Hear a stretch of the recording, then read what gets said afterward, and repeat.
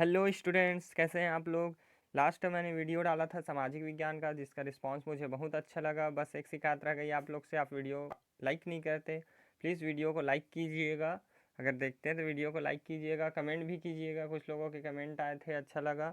और हाँ, ये भी है कि आपको कोई भी प्रॉब्लम होती है तो मुझे कमेंट कर सकते हैं कमेंट बॉक्स में और बता सकते हैं, मैं उसका सॉल्यूशन आपको ज़रूर बताऊँगा। आइए शुरू करते हैं इस हिंदी के असाइनमेंट को आज।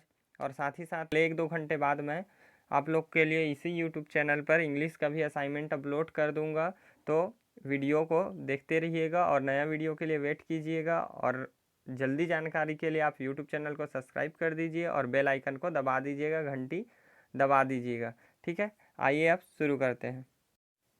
आप लोग के लिए पहला प्रश्न है, सोन और नर्मदा की प्रणय कथा को लिखिए।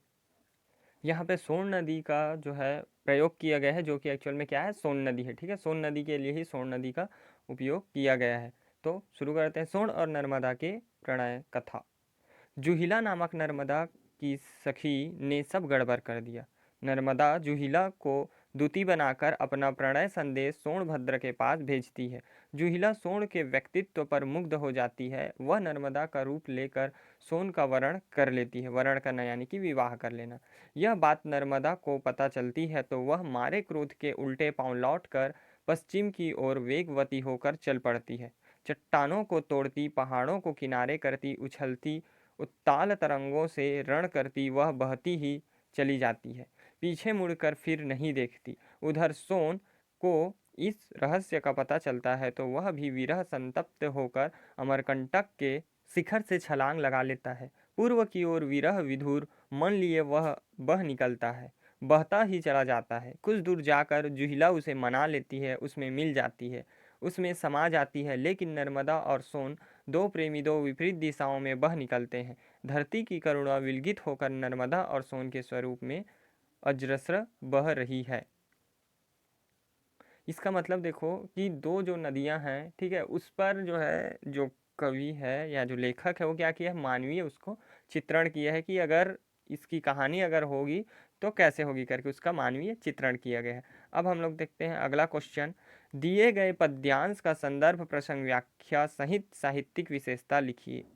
छोटी बड़ी कई झीलें हैं उनके श्यामल नील सलील में, समतल देशों से आ आकर वापस की उमस से आकुल, विक्त मधुर विसंतुत खोजते, हंसी को चीखे देखा है, बादलों को घिरते देखा है।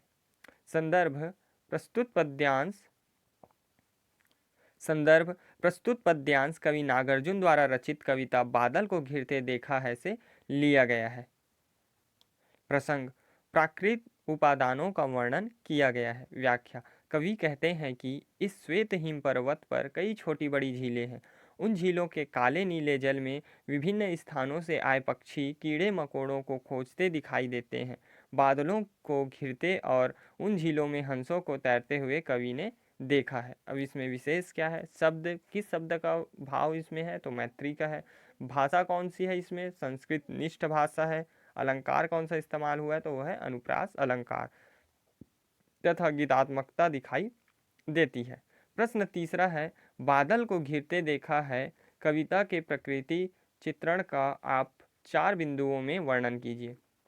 पहला बिंदु, बसंत ऋतु के कारण वातावरण मनोरम हो उठा है। सूर्योदय का समय है, वायु मंद गति से प्रवाहित हो रही है।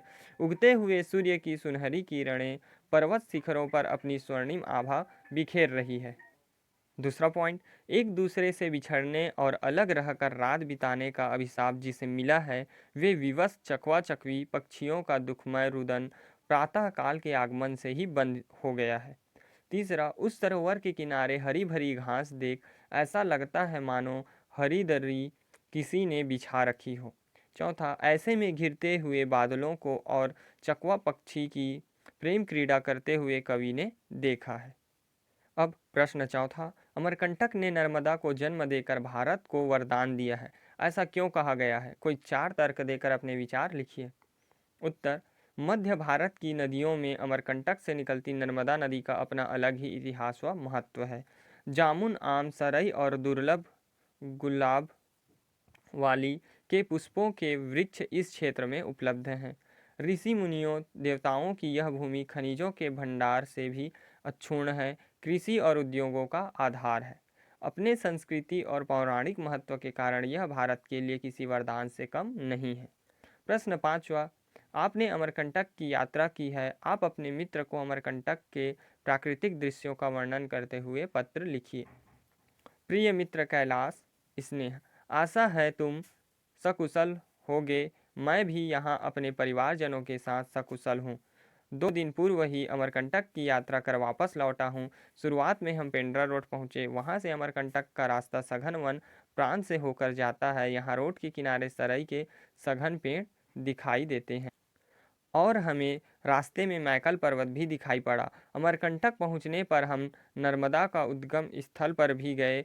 उसके आसपास बहुत से मंदिर स्थित हैं। चारों ओर मंदिरों से घिरा यह स्थल संपूर्ण शरीर में नई स्फूर्ति का संचार करती है।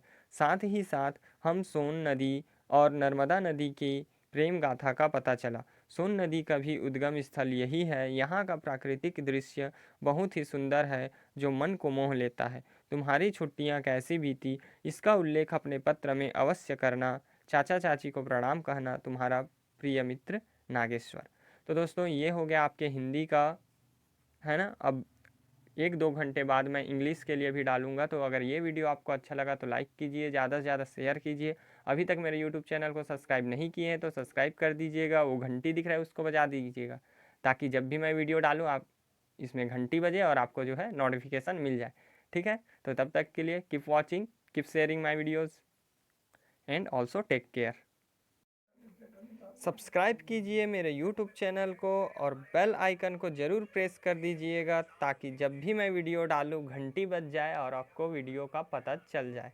ठीक है, और बिना देर किए देखो, ताकि आपका असाइनमेंट जल्दी से पूरा हो सके। नेक्स्ट असाइनमेंट आएगा तो बहुत जल्दी अपलोड कर दूंगा, इस बार के जैसे लेट नहीं करूँगा। ठीक है।